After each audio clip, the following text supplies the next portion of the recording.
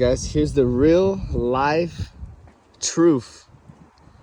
2 days of driving it after we fixed it. New crankshaft sensor, new camshaft sensor, ignition coil, rotor and distributor cap, running like a dream.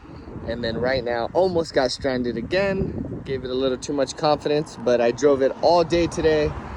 And something's misfiring where there's no fuel, no pedal, and then the RPMs are just boom, boom, boom, boom, bouncing all the way around.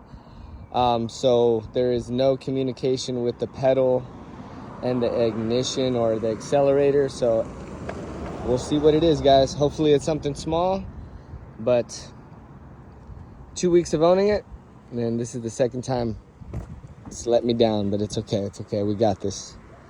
Let's find the fix. What do you guys think? It's just RPMs are all off, car almost stalling, and then all of a sudden goes to 2,000, boom, and then you press the gas and then it goes away. So let me know what you guys think it is.